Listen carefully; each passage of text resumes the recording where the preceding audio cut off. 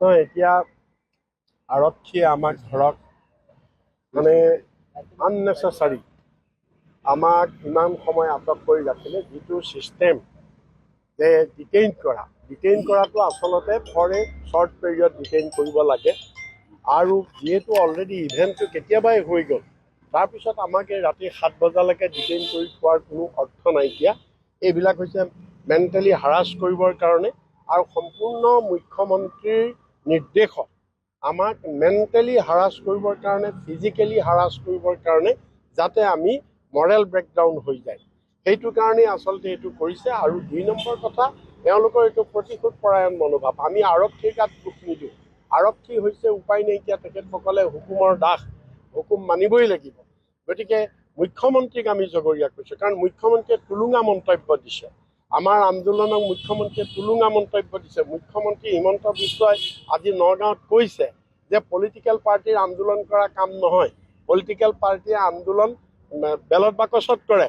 মুখ্যমন্ত্ৰীক সোঁৱৰাই দিছোঁ, তোমাৰ যিটো বিজেপি দল, এই বিজেপি দলে আজি চৰকাৰ 2014 চনত আহিছে, তোমালোকে আন্দোলন কৰি আহিছা, পিঁয়াজৰ মালা পিন্ধি তোমালোক আহিছিলা, তোমালোকে মূৰত চিলিণ্ডাৰ লৈ, তোমালোকৰ স্মৃতি ইৰাণীয়ে মূৰত চিলিণ্ডাৰ লৈ, আৰু অসমত প্ৰশান্ত ফুকনে গৰুৰ গাড়ীত উঠি আন্দোলন কৰি, আৰু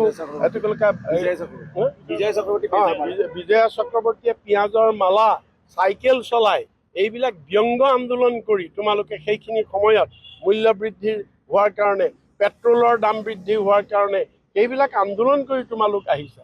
অটল বিহাৰী বাজপেয়ীয়ে গৰু গাড়ী চলাই পাৰ্লিমেণ্টলৈ গৈছিলে এটা সময়ত পেট্ৰলৰ দাম বঢ়াৰ কাৰণে। গতিকে এইবিলাক চালে বেৰে কোবোৱা কথা কৈছে। কোনো অধ্যয়ন নাই, কোনো বুৰঞ্জী নাই, কোনো ৰাজনীতি নাই। তেওঁ কিবা কৰি সৰ্বানন্দ সোণোৱালক পিছফালৰ পৰা ডেগাৰ মাৰি তেওঁ পলিটিকেল ক্ষমতা ল'লে।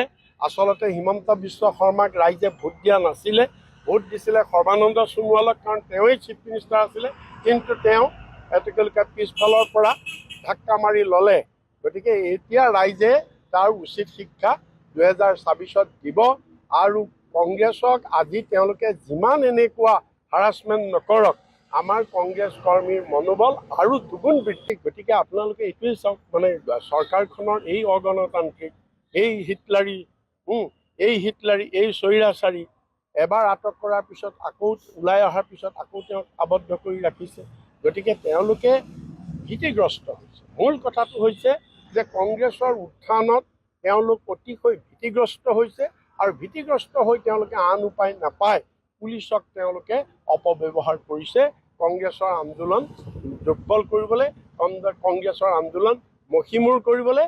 কিন্তু কংগ্ৰেছৰ আন্দোলন পুলিচে মষিমূৰ কৰিব নোৱাৰে। আৰু আন্দোলনটো আমাৰতো কংগ্ৰেছটোৰ নামেই আন্দোলন, আমাৰতো আন্দোলন হৈয়ে থাকিব। আমি যেতিয়ালৈকে বিজেপিক অসমত হিমন্ত বিশ্ব শৰ্মাক দিছপুৰৰ পৰা আমি যেতিয়ালৈকে তেওঁক আমি অপসাৰণ কৰিব নোৱাৰোঁ, যেতিয়ালৈকে তেওঁক উৎখাত কৰিব নোৱাৰোঁ বিজেপিক, তেতিয়ালৈকে আমাৰ কংগ্ৰেছৰ আন্দোলন